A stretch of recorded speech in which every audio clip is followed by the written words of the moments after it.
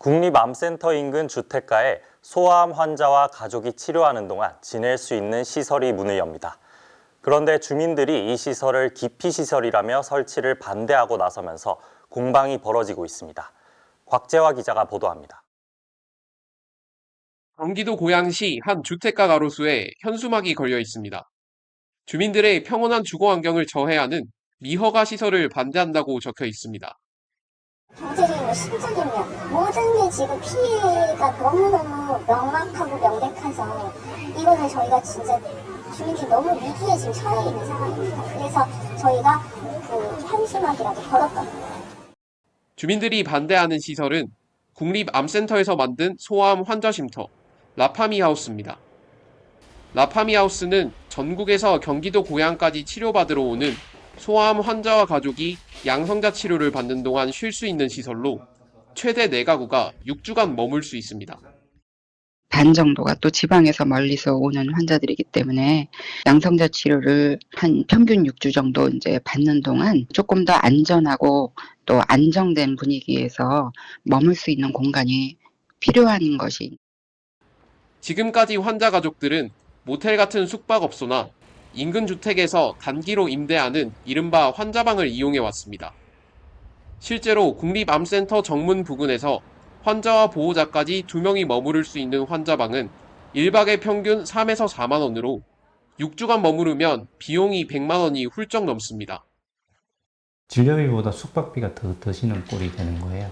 여유가 있으신 분들은 그렇게 숙박을 할 수 있겠지만 여유가 없으신 분들은 이게 안 되시는 거잖아요. 국립암센터 발전기금이 이들을 위해 병원 인근 주택을 매입해 무상으로 숙박을 제공하기로 한 이유입니다.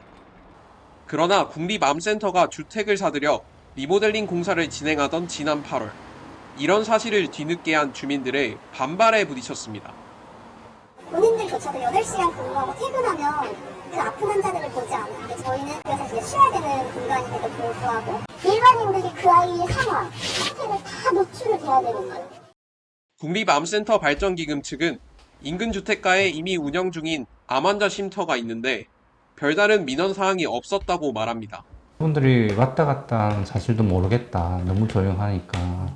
그래서 오히려 이제 어머니가 언제 왔다 갔냐 반문을 할 정도로 그렇게 피해가 있거나 이런 상황이 아닙니다. 주민들은 행정적 문제가 있다며 민원을 제기하기도 했습니다. 국립암센터 발전기금에서 일반 주택을 매입해 쉼터 용도로 사용하는데도 구청에 용도 변경을 신고하지 않았다는 겁니다.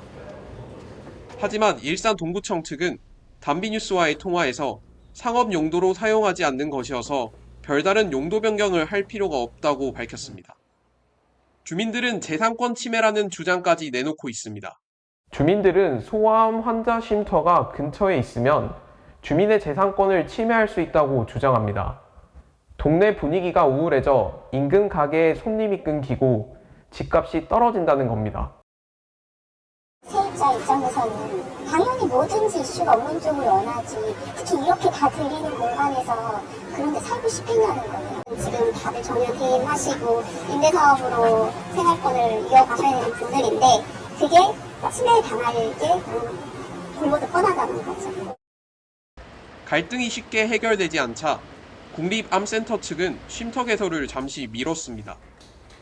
대신 개소 전에 주민이 시설을 둘러볼 수 있게 한다는 계획입니다. 건물 인테리어가 완성되면 오픈하우스 형식으로 건물을 좀 개방해서 보실 수 있는 시간을 가졌으면 합니다. 전국에서 소아암 환자들이 양성자 치료를 받을 수 있는 곳은 삼성서울병원과 국립암센터뿐으로 1년에 약 50여 명의 소아암 환자들이 국립암센터를 찾습니다. 단비뉴스 곽재화입니다.